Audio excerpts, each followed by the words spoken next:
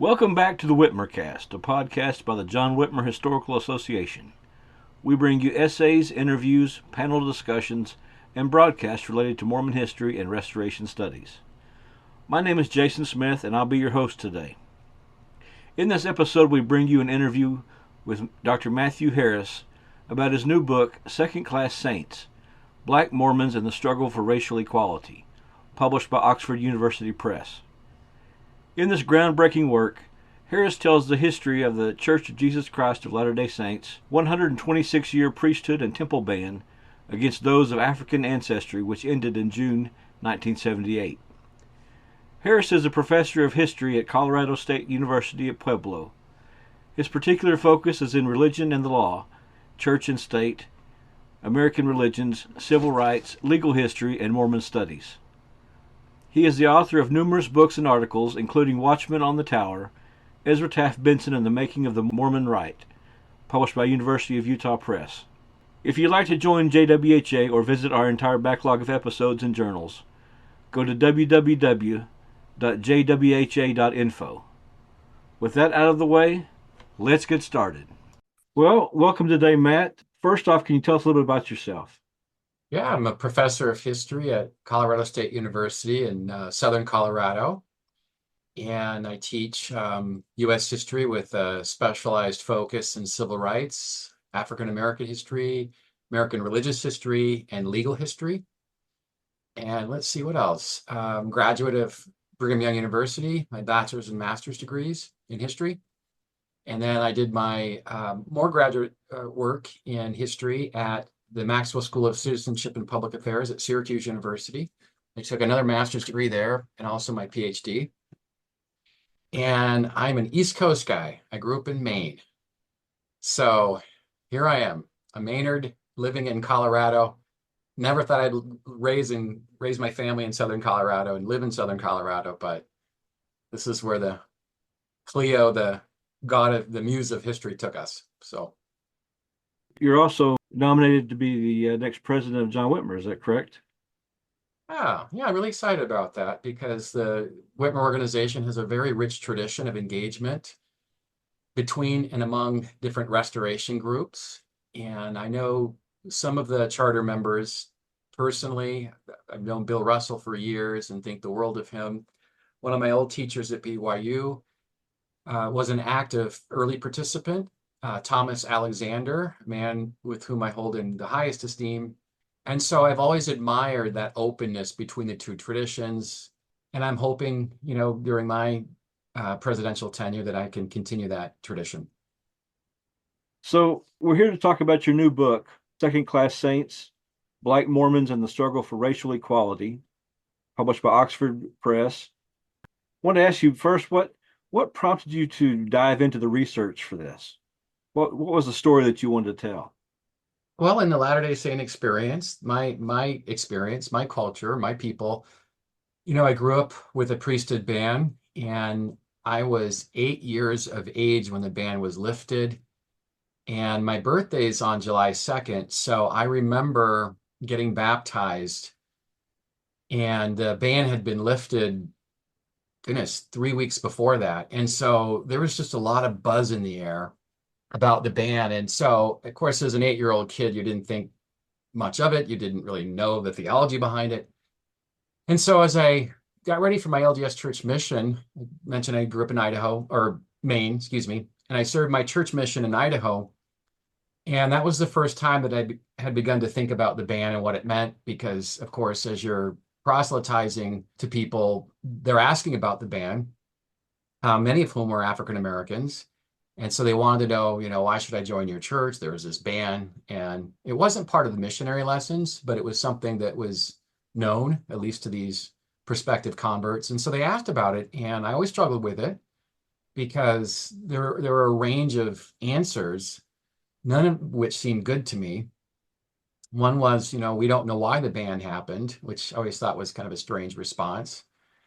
And another one was, Black people bore a biblical curse, or that they had done something wrong in the pre-existence to offend God. Well, if you're a 19, 20-year-old missionary teaching that to a prospective Black convert, that theology is not going to set very well. So I struggled with that. And then I got to BYU and I was a history major. Mormon history was always of interest to me, especially from my LDS Church mission. I gathered a great love for church history and also Mormon theology. But it was never my focus either as an undergraduate or a graduate student at BYU. But I knew about it, I read it, I enjoyed it, and frankly, I tried to stay away from it because I didn't think it would, be conducive to my employment prospects when I finished my PhD. So, but I always had thoughts about the ban and what it meant and how it played out. And so as I got older, I made a transition in my career to Mormon history about, I don't know, 15 years or so ago.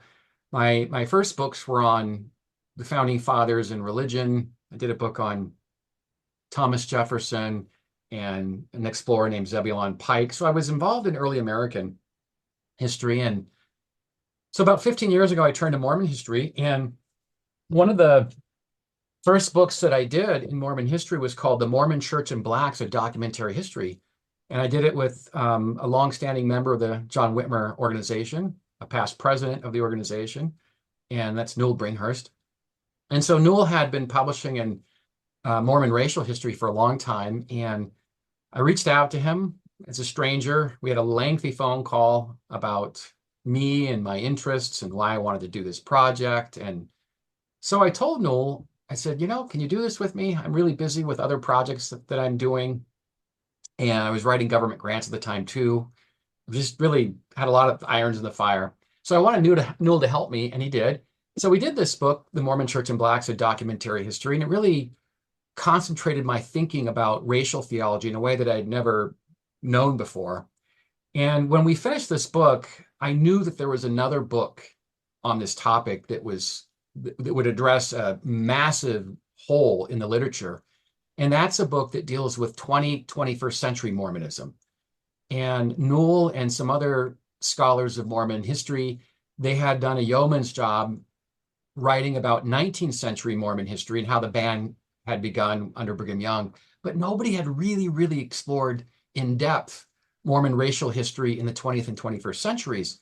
And nobody had ever explored in depth how it affected the church's university, BYU, or how civil rights groups like the NAACP, how they viewed Mormon racial teachings, how Mormons in public office had to deal with explaining to their colleagues why African Americans couldn't hold the priesthood.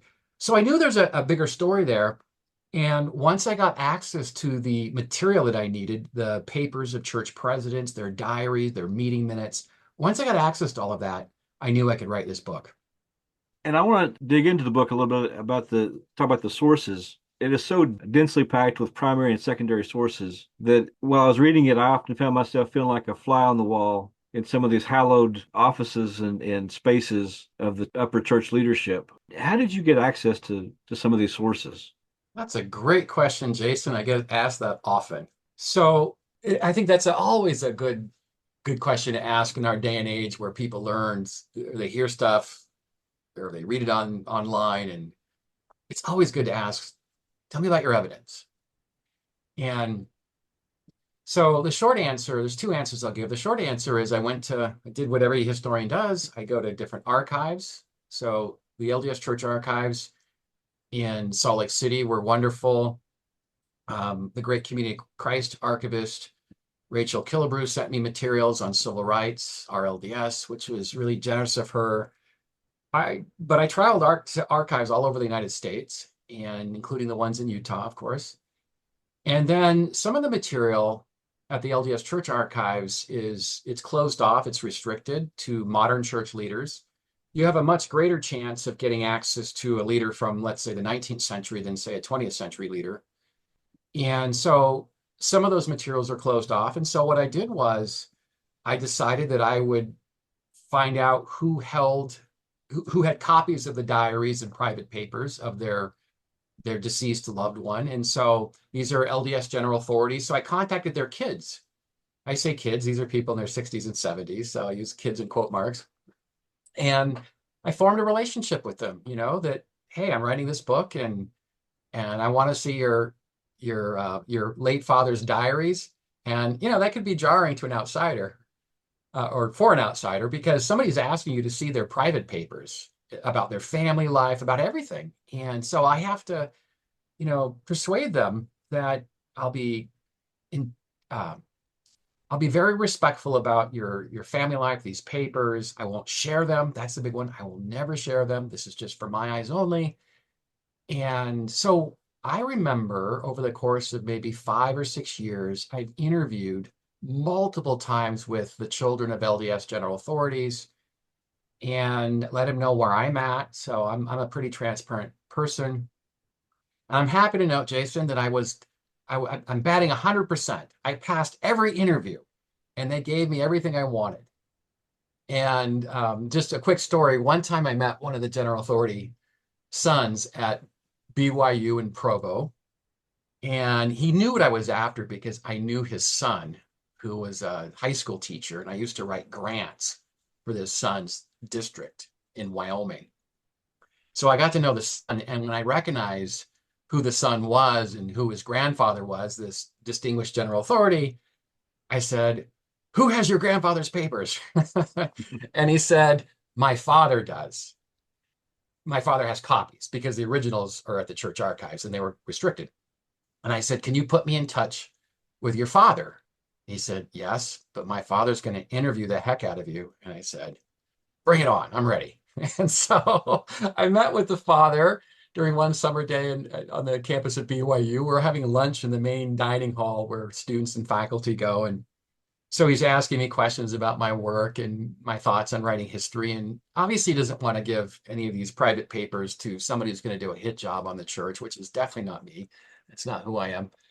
So things are going really well. We've been talking for maybe 2 hours. And then finally he said, "I know what you want.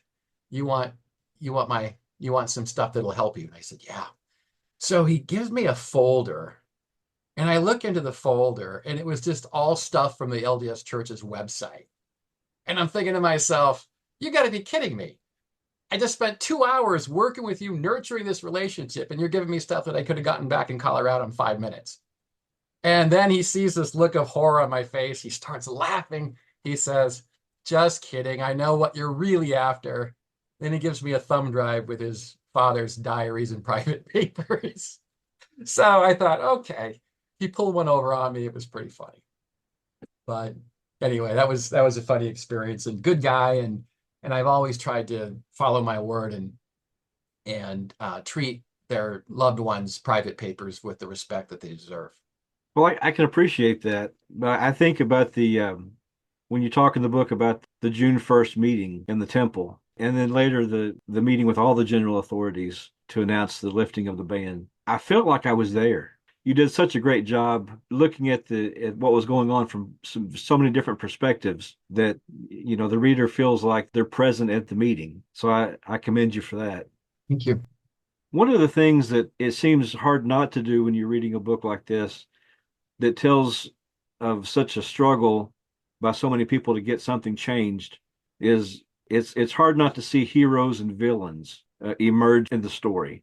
And I know that you try to be as balanced and neutral as you can be, but people like Lowry Nelson, Lo Benyon, Sterling McMurrin, and especially Hugh B. Brown just became heroes of mine while reading this book. Then you have others that were more opposed to change and progress, and I won't mention their names, but they seem to strive against change at every turn. But could you address the heroes and how you see the struggle for change in this story? Yeah. Before I get into that, I want to just say a word about these literary tropes. I didn't set out to, this isn't a novel where I thought, okay, who's going to be my protagonist and who's going to be my antagonist? I mean, that's not what I set out to do, but Jason, that's a very perceptive question on your part because I think you can read the book that way, that there are heroes and I hate to say villains. That's not what I tried to do. My thing as a historian is I try to understand people on their own terms.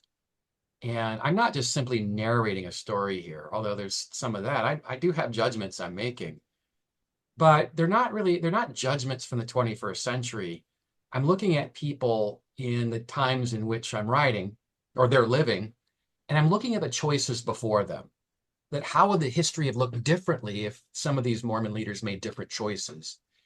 And for example, if the church lifted the ban in 1954, which was a possibility at the time, how would that have affected the church in the South? How would it have affected the church's missionary efforts as leaders seek to globalize the church in, say, South Africa or Brazil or other majority rich Black and biracial nations? So, but there are some people that are heroes. There's no doubt about it. And Spencer Kimball is a hero in this story. I mean, he is a man that has prejudices that are common to people from his generation. He was born in the late 19th century. And you can see him struggling with this policy, this doctrine that keeps Black people out of the church, out of the temple. And one of the stories that I recognized that was really, really real to me was when I read Spencer Kimball's diaries. These are the unredacted diaries. The church has posted his diaries on the LDS Church webpage last summer, but they're heavily redacted. And some of it, is secret, not secret, but sacred stuff to Latter-day Saints, like confessionals. Scholars don't need to know some person bearing their sins in 1977. These people could still be alive. So it's all appropriate to redact things like that. But I saw Spencer Kimball changing. And one of the catalysts that led him to change was when he was an apostle in South America. That was his jurisdiction at the time. He was the apostle over several countries in South America. And he would visit various church conferences, and these Black Brazilians and Black people from Ecuador and other places that would come to him after the conference, and they would beg him to serve a mission if they were a teenage boy. If they were a man with a family, they would beg him to go to the temple to be sealed to their family and their children, which is required for the highest degree in the Mormon afterlife. And Kimball writes in his diary how much this moves him. He really gets a sense of the policy and how it affects real people. And I saw that right away. I thought, oh my goodness, this is moving. And another hero is, you mentioned Hugh B. Brown, who's pushing for change. You told me that you're a seminary guy. You may appreciate this. Hugh B. Brown's reading scripture, Mormon scripture. There's a great passage in the Book of Mormon in 2nd Nephi where it says that all are alike unto God. And Brown reads this verse and he said, how could we have this priesthood and temple ban if we believe that all are alike unto God? Either it's true or it isn't. And a lot of people in the church didn't pay attention to that precious verse. That wouldn't become mainstream in the church until after they lifted the ban in 1978. Then they start quoting that scripture all the time. But before the ban was lifted, very few general authorities in the LDS church talked about that verse. Nor do they talk about Jesus's words, I think, to Paul in the New Testament, God is no respecter of persons. So they didn't know how to reconcile those two verses with the ban. So Hugh Brown pushes for change. He's definitely a hero. Another one is Gordon Hinckley, who was the church president from 1995 to his death in, I think, 2010 or 28. And Gordon Hinckley was really, really perceptive that the church had a horrible relationship with the Black community.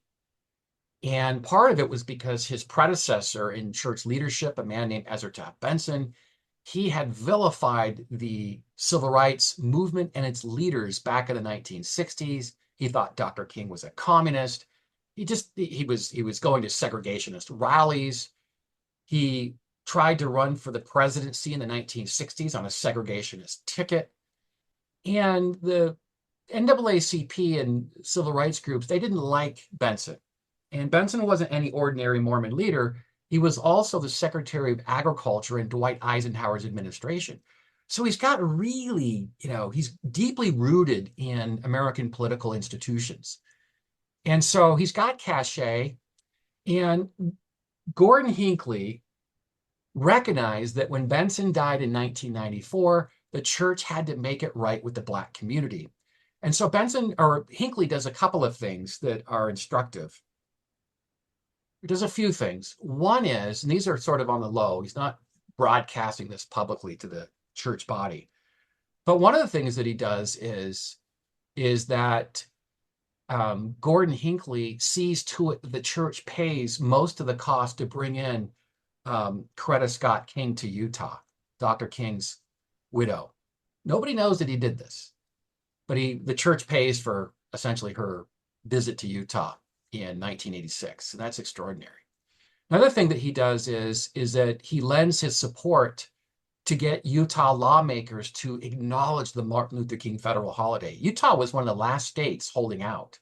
They called it Human Rights Day because nobody in the legislature, or at least few people in the legislature, wanted to honor Dr. King.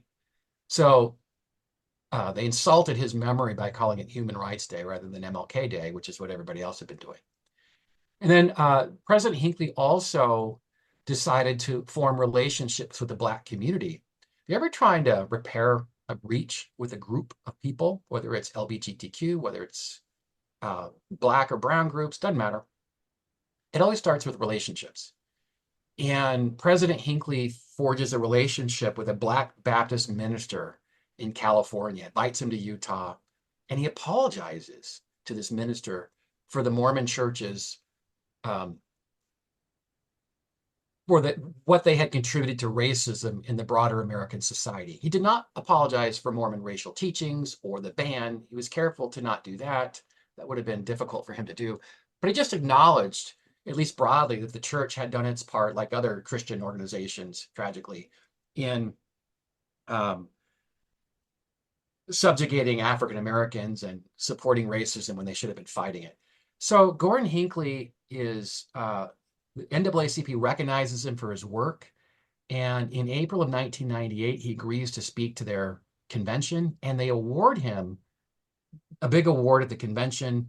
And it's kind of a way where they're going to pass the torch and let bygones be bygones. The NAACP is now going to recognize that the church can be our friend, and the church will also recognize that the NAACP can be the Mormon Church's friend.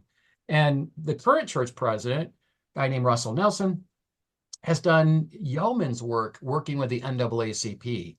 And the reason why President Nelson has been meeting with the leaders is because of the trailblazing work that Gordon Hinckley did in the 1990s. Those are the heroes in this story, for sure.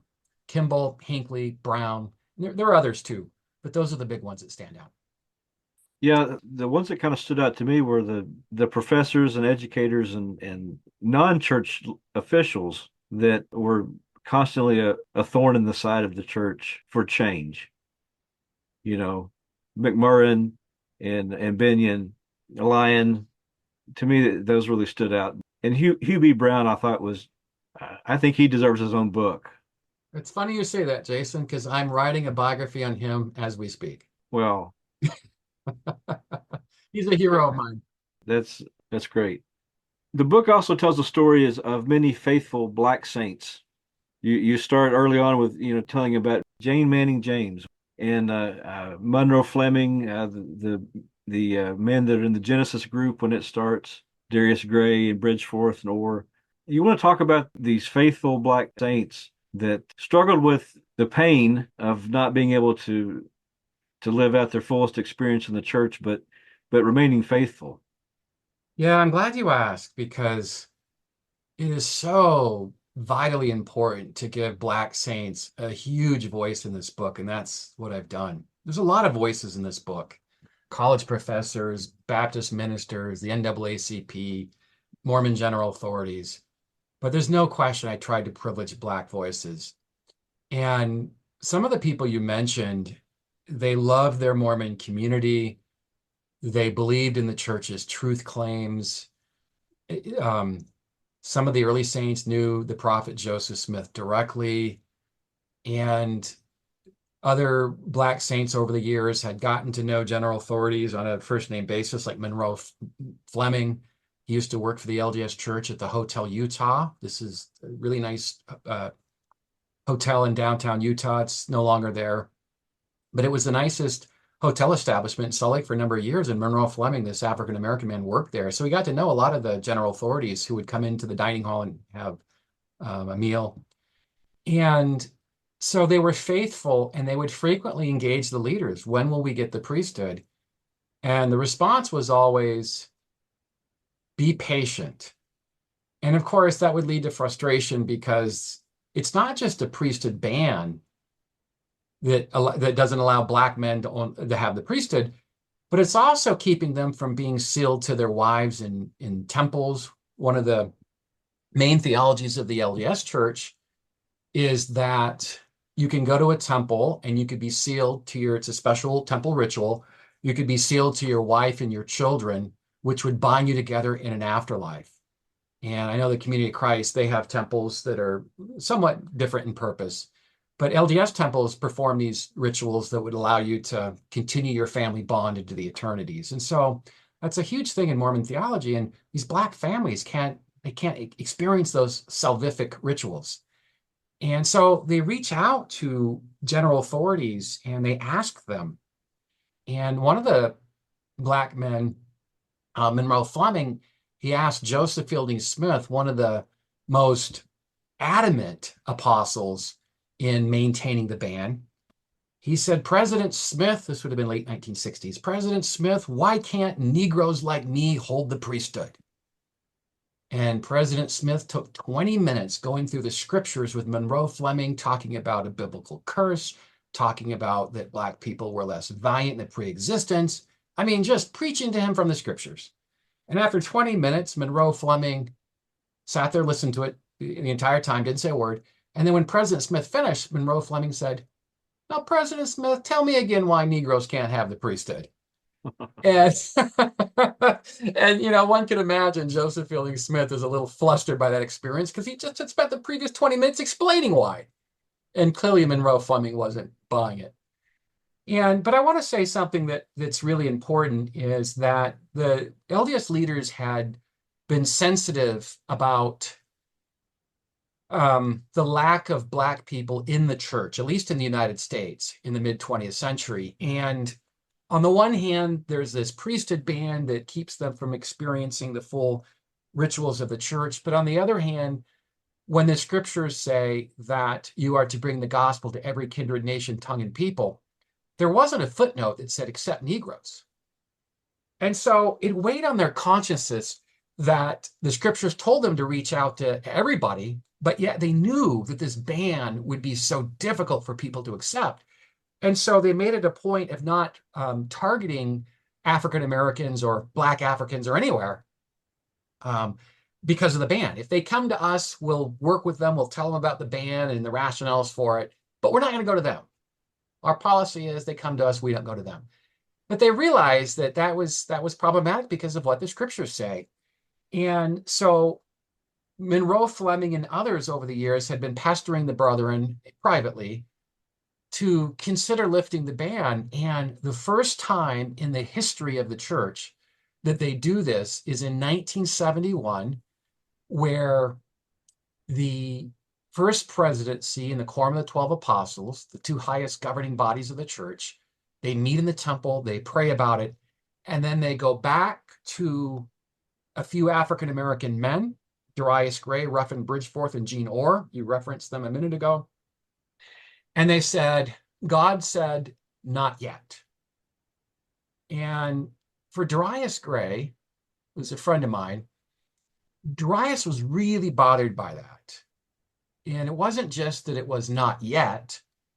It was also the fact that the apostles in First Presidency told them that that was the first time they'd ever collectively prayed about it.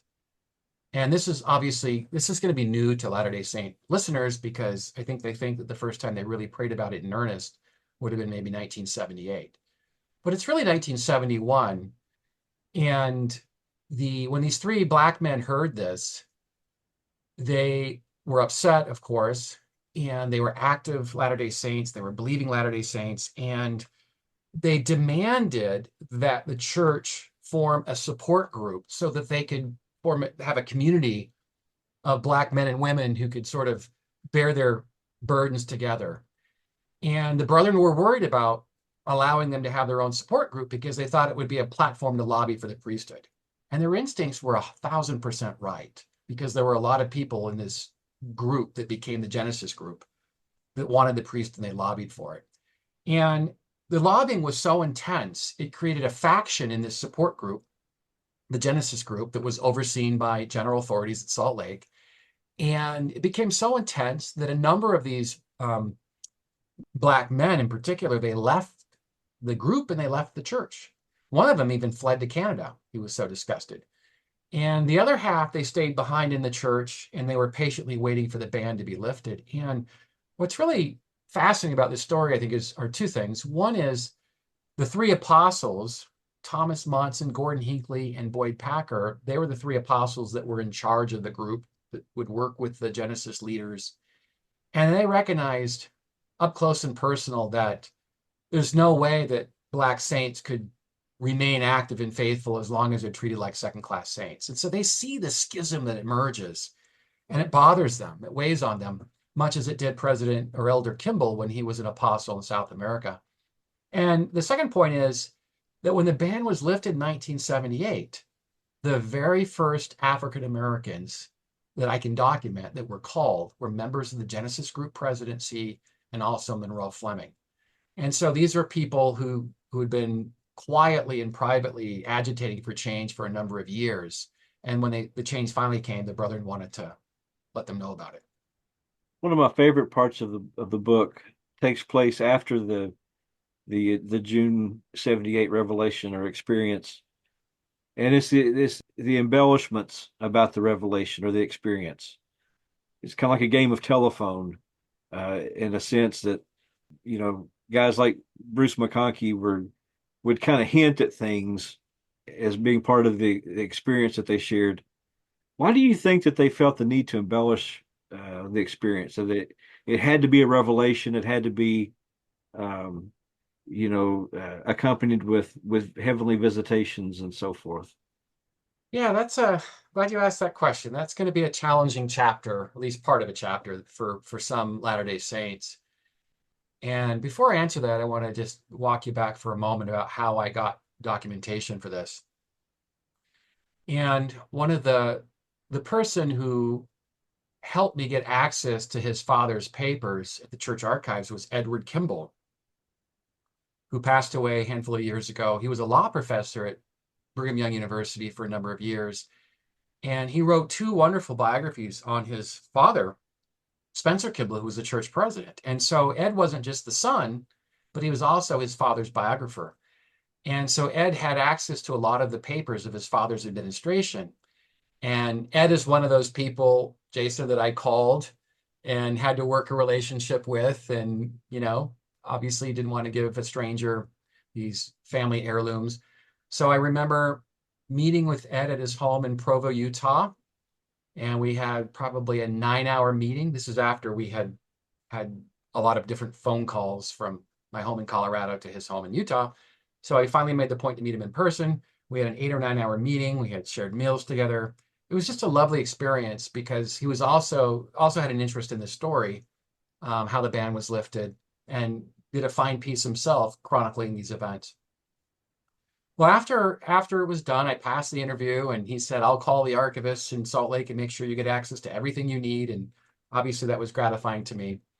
And as I left, he said, Matt, I want you to have something. And he reaches down and he picks up a stack of papers. He said, I did not donate these to the Church History Library. I want you to have them and I want you to use them in your book. Treat them with care. You'll know why when you read them. And so, with an introduction like that, I could hardly wait to get to my car to start reading them. And as I started reading, it deals with the embellishments of two apostles, Bruce McConkie and Boyd Packer. They're embellishing the revelation. And Ed Kimball thought that was such an important part of the story that he entrusted me to tell it. And I've tried to be really, really sensitive with this story, following his strictures. And what happens is that after the revelation happens on June 1st, I want to tell your listeners quickly what Mormon revelation looks like at the institutional level. It's a process, not an event. The process means that you have to work with the church leaders, the apostles. You talk, you debate, you discuss. And when there appears to be a consensus, which would be consistent with Doctrine and Covenants, section 107, that you can't make a doctrinal or major policy change without the consensus of church leadership. When you get that consensus, the church president would then pray. And he would then say, I feel to say that there's a revelation. So, but this debate and discussion doesn't just happen in that one moment. There's a lot of backstory leading up to that. And that's why I say Mormon revelation for the president is a process rather than an event. And so President Kimball, after the revelation, they have this glorious experience on June 1st. They really feel like this is what God wants them to do. They lift the ban. They know that it will transform the church. They know that it will allow them to globalize and move into sub-Saharan Africa, the continent that was previously shut off to them. And Elder McConkie and Elder Packer start to embellish it. Jesus appeared to us. Angels were there. The previous church presidents were there giving their approval. And they're telling this to Latter-day Saint groups. They're telling it to their own family members. You can imagine how quickly stuff like this travels. We didn't even have the internet in those days, but yet I'm a young kid growing up in Maine, and I hear about this. I hear about it on my LDS church mission in the late 1980s, early 90s. So it gets back to President Kimball, and he's furious. He's not happy because Elder Packer and Elder McConkie are embellishing the revelation, and they're contradicting what President Kimball wanted the brethren to say as they talked to the media and to church members about how it happened. President Kimball was very, very clear on this. He said, brethren, when we talk about this sacred experience in the temple, we're to tell people, including the media, including members, that it occurred by the voice of the Holy Ghost. And we didn't hear a voice. None of that. It was just the Holy Ghost speaking to us, pricking our hearts and our minds and our consciences. And so he rebukes these two apostles for embellishing the revelation. And Jason, if I can just add maybe a little addendum to your question, which is, why would they do this? Why would they feel the need to embellish this really sacred experience to them? Because they each talk about it. They felt this incredible oneness of unity when they prayed. Why would they embellish it? And the answer is, I think, is they were worried about the Latter-day Saints in the South. Would they support a change? Would they welcome people of Black African descent into their worship communities? Would they sit next to them and take communion?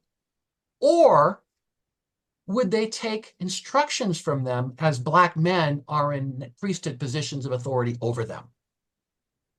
And so these are all critical questions that they're all worried about. And so I think that's probably one of the biggest reasons they embellish, is because they want to sensationalize it so that they can let the saints in the South know that this is really serious. And I want to just say, I'm going to speculate because I can't prove this, but I think almost overwhelmingly a number of Latter-day Saints welcomed this ban.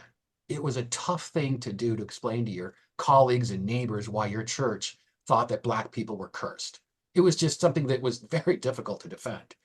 And so the overwhelming body of the church in my research suggests that most people supported it, and you didn't have to embellish it for them to support it. Okay. So I want to ask you about the research that you did for this book. I know that you went into a lot of archives and had access to a lot of personal papers. What are some of the more surprising things, revelations to you as you did the research? Man, you're asking hard questions today. These are great questions. Spencer Kimball's diaries, no question, Jason. When I read his diaries and I saw how it tugged at his heartstrings, where these Black men and teenagers in Brazil or Ecuador, when they couldn't go on missions and be sealed in the temple, I saw how it had affected Spencer Kimball personally. That moved me. That moved me. Another moment was that I found was when Spencer Kimball was nervous after the June 1st revelation. The ban was lifted. They got consent from the 12 apostles to lift it.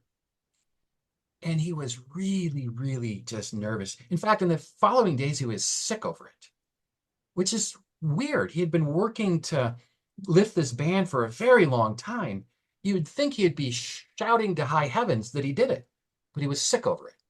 The reason why he was sick over it is because he didn't know if the lower ranking general authorities would agree to it.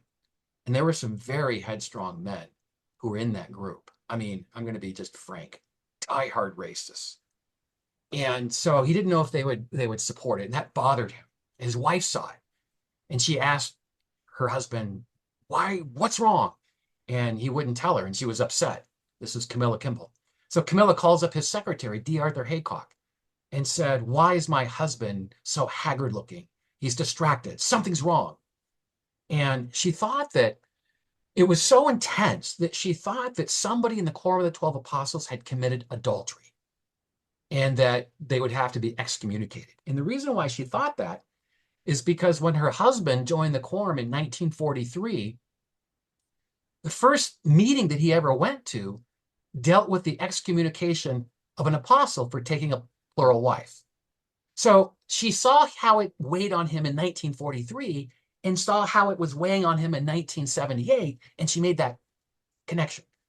And Arthur Haycock, the secretary, he told her, he said, "Camilla, I'm not at liberty to tell you why your husband is feeling the way he is, but it's not adultery. Don't worry about it. You will know soon enough why your husband's the way he is." And so nobody at this point had known about the revelation on June 1st. June 8th, they break the news to the lower ranking general authorities. And I was reading, this is probably one of the most powerful moments, other than the Kimball diaries. I was reading a diary entry from a wonderful man named Marion Hanks. He was of the first quorum of the 70. And Marion Hanks goes into great detail. He's a wonderful diarist, goes into great detail about a meeting that was called with the Quorum of the 12 and the First Presidency, and it was shrouded in secrecy. The members of the First Quorum were told, "Don't tell your secretaries, don't tell your families, don't tell anybody that we're going to be meeting." And they had no idea what it was about. So there's plenty of speculation. And Marion Hanks's diary puts a real personal face to it. And he talks about going into the temple that day, and the person at the door who greets him is one of his old sparring partners, a guy named Boyd Packer. We've been talking about him. And Apostle Packer was not a warm and fuzzy guy. Some of your listeners who may know him and his reputation are probably laughing right now because he's just not a warm and fuzzy kind of guy. And Elder Packer put his hand out to shake Elder Hanks's hand as he walked in, and he started to cry. And he said, "It is good that we are here today." And Hanks writes about this in his diary. He said, "Something's going on because Packer is not that way. He's not warm like that." But that day he was warm. And so Marion Hanks goes in, he sits down, they're playing prelude music, and he whispers to the guy next to him, a guy named Paul Dunn, fellow general authority, and he says, "Paul, I think this is about the Negro." And they start the meeting. They say an opening prayer. The prayer is several minutes long by Ezra Taft Benson, who's the next in line for the church presidency. And Ezra Taft Benson he said, "This momentous occasion," 3 times in his prayer. And this is only heightening the suspicion about what's going on. Well, after they say the prayer, they sing a song, "We Thank Thee, O God, for a Prophet." President Kimball gets up and he says, "I've been thinking and praying for many hours in the temple about the ban." Then he broke the news. The 126-year-old ban will be lifted. We had a revelation last week. And the whole room is eerily silent. I mean, these guys don't know what to think. And Hanks is writing about all of these really descriptive details. And they're having this great moment about what happened the previous week with the apostles on June 1st. And they're going through the details with them. And some of the 70s will speak. And one of the 70s, Marion Hanks writes about, a guy named Franklin Richards. He's probably the oldest general authority in the 70 ranks. And he raises his hand and he kind of takes all the luster out of the room. He says, "What about women? Should we ordain them too?" I mean, this catches everybody off guard because this is during the Equal Rights Amendment where the church was taking heat for its opposition to ERA. And so Franklin Richards, asked that question. It's not clear if he was just doing it in jest, oh, we just given black people the priesthood. What about women too? What's next? I didn't read it that way as a slippery slope. But anyway, so that's definitely one of the moments. The other moment I would say is there are some painful moments with some Black Latter-day Saints. I'll just give you one other story. It's appropriate to give you an experience from a Black Saint. And this deals with a man named David Jackson, who was born in 1942, became a convert to the church in 1991. And he recognized right away that the church had its previous ban, so it would have been lifted by the time he was baptized. But he discovered the racial theology on his own when his bishop had asked him to give a talk in sacrament meeting, their ward service, to give a talk about the priesthood ban. I mean, oh my, you're asking a new convert, a Black man who knows nothing about the ban, to give a talk about the ban. Well, anyway, it's with that experience where he gets a hold of Mormon doctrine and some other Mormon books that talk about all the justifications for the ban, Black people being cursed and all of that. And this is where he learns for the first time that the church that he had so wholeheartedly embraced had once taught that he was cursed.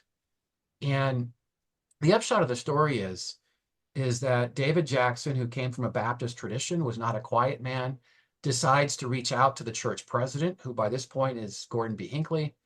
And he tells President Hinckley that the racism is just too much. It needs to be repudiated. Members are still teaching this in my ward in California, that Black people are cursed. One person told David Jackson, what are you worried about? You can go to the temple now. God lifted the curse in 1978. And Jackson's response is, what? That means I'm still cursed, but God lifted it. I've never been cursed. And so Jackson just couldn't make sense and accept LDS racial theology. And so he writes this lengthy letter to President Hinckley, and he said, I want you to denounce all of this in General Conference coming up. I'm going to write what I want you to read. Now, David Jackson did not know that members do not counsel the church president how to run the church. He's a convert. He just doesn't understand the protocol and culture. And so the secretary to President Hinckley writes him back and basically blows him off and says, in a nice way, but says this is not appropriate. And anyway, I've interviewed David Jackson many times. He's now deceased. He gave me all of his private papers, and I saw the pain and the anguish of him and his family when, in the late 1990s, the church did not apologize for the ban or renounce it or repudiate it.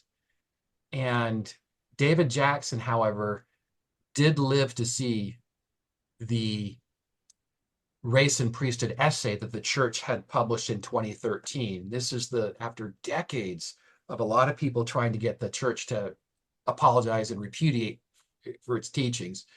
The church produced this statement in 2013. They don't apologize for the ban, but they tell the members that it is no longer acceptable to teach that Black people are cursed, they're less valiant, that Black skin is a sign of sin, that interracial marriage is a sign of racial degeneration. That's not acceptable.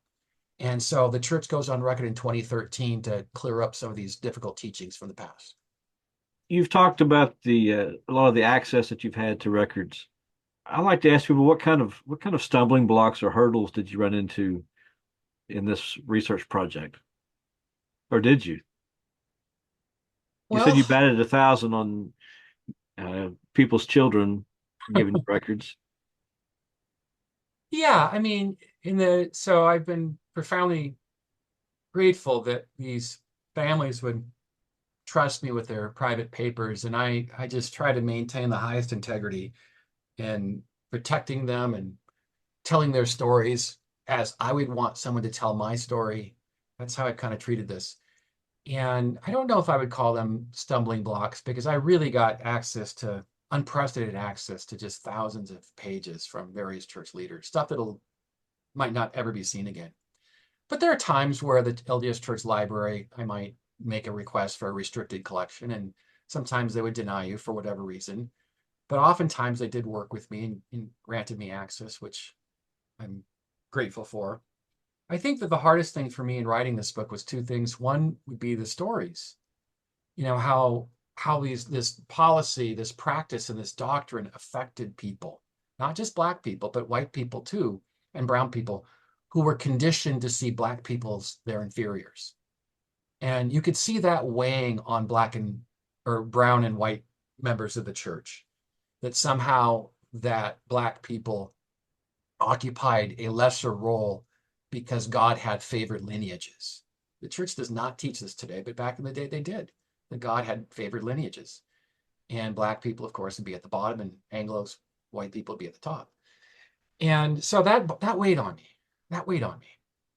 And another thing that weighed on me was one of the chapters, there were so many different events going on, and it was hard to juggle, 4 or 5 major events that were interrelated. So I really had to struggle and tell that story. This is chapter 4 when I was dealing with civil rights.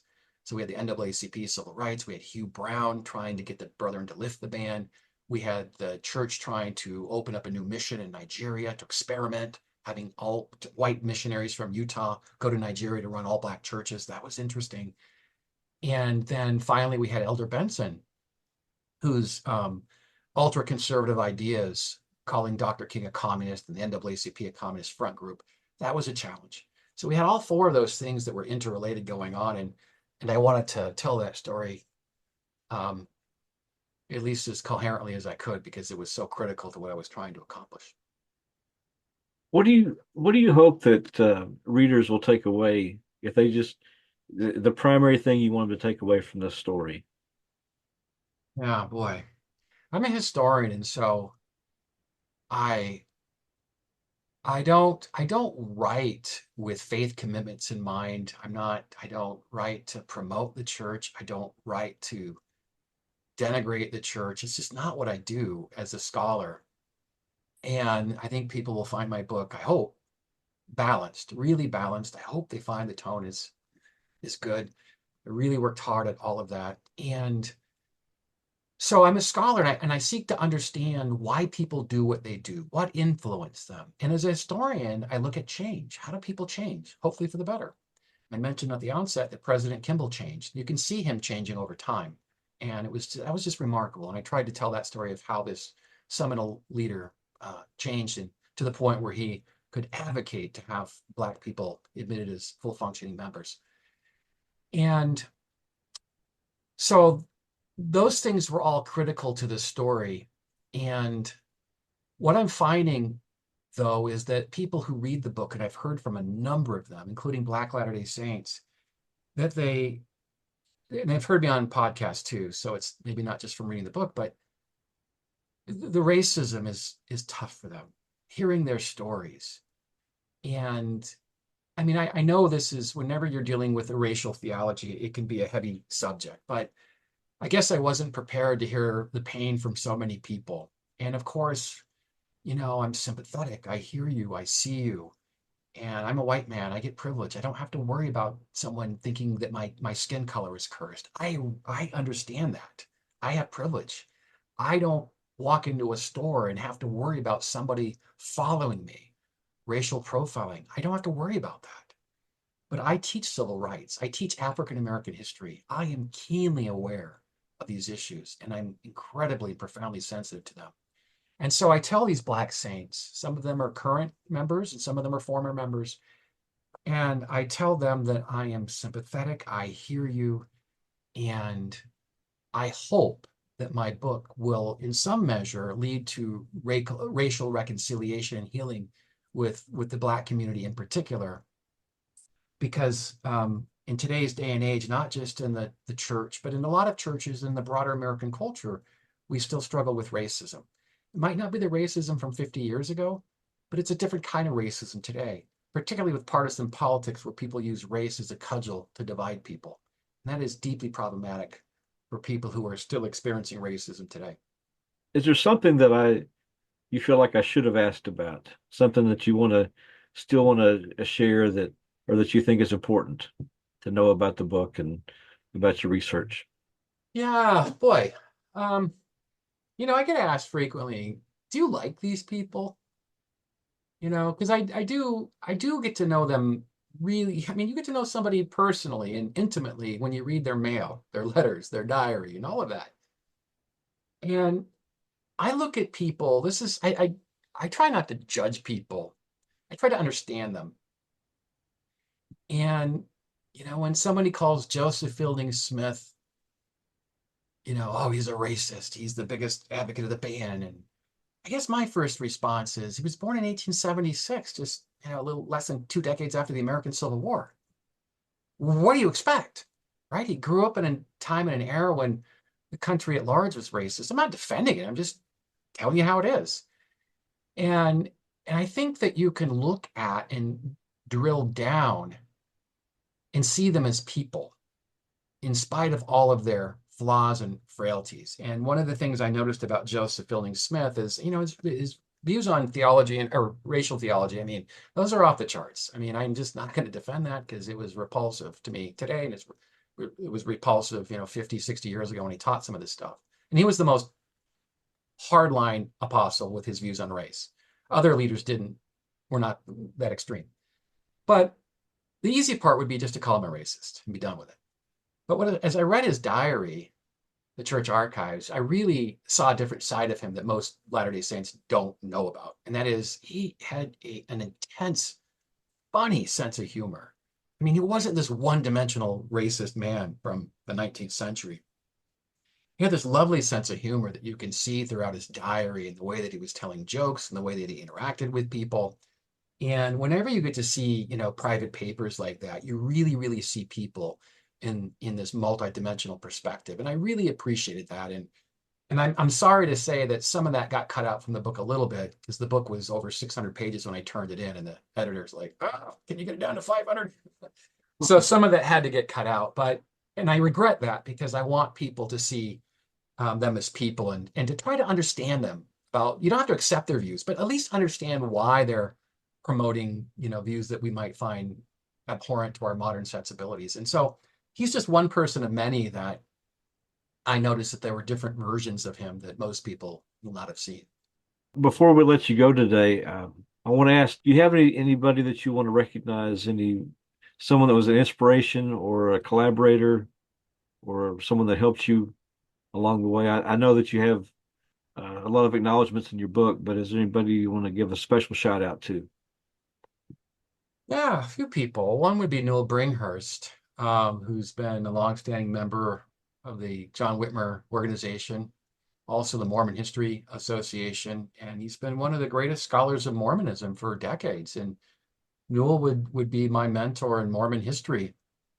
And I think it's safe to say he's probably read everything I've ever written about the church in the last 15 years. We've done books together, we've done articles together. He reads my stuff, I read his stuff. So definitely want to point him out. It's really important when you do a book like this that you have different readers. So Newell gave me a sort of a review and critique from his perspective. And I had three wonderful critiques from Latter-day Saint scholars, Matthew Bowman at Claremont University, Paul Reeve at the University of Utah, and Patrick Mason at Utah State. Those are three, I think, of the best and the brightest of the Latter-day Saint scholars today. And they gave wonderful perceptive critiques. And, there are other people that I call out. Let me just say one last thing is, without mentioning any names, but I've had a number of people in the Latter-day Saint community who shared with me documents that were invaluable. And some of the things that I write in this book, I could not have written with the level of degree of specificity had I not had these documents. And so a number of people did that. And these were unsolicited requests. They knew I was working on this and they had material in their own archives, and they would just simply write an email and say, "Matt, I just came across this. You definitely want to see this." And then there's an attachment with hundreds of pages. I mean, the Mormon community is incredibly generous. And of course, I've tried to share that generosity with other scholars over the years. If people want to get in touch with you, besides buying your book, where can they find you? Or how can they reach out to you? Well, social media would be one, Facebook, I guess, or, they can just Google Matt Harris, Colorado State University-Pueblo, and they'll see my email pop right up. Okay. Any last words or parting thoughts? Yeah, I appreciate the opportunity to talk to you today, Jason. I think that scholarship is really, really important. Transparency. We have to continue to be transparent as scholars and be sensitive, be balanced. And that's why one of the reasons why I like the Whitmer conference and the Mormon Historical Association conferences, these are good men and women that are striving for transparency, striving to be the best scholars they can be, to be accurate to the past, to tell it with fidelity, to tell it with sensitivity and balance. And I see just a number of scholars in Whitmer and the MHA who are doing that. And I applaud it. And I know that as president-elect of the Whitmer Society, I'm going to continue to reach out to those scholars and help to hopefully nourish and foster, scholarship for the future. All right. Well, Matt Harris, thank you for joining us today. Thank you, Jason. It was a pleasure. We want to thank you for tuning in to the Whitmercast. John Whitmer Historical Association is an educational nonprofit institution. For more information, visit www.jwha.info, where you can meet our team and join the association, read past issues of the JWHA Journal, and get updates on upcoming conferences and events. Our theme music is I Love to Tell the Story, composed by Tom Moraine. This podcast is a production of John Whitmer Historical Association, all rights reserved.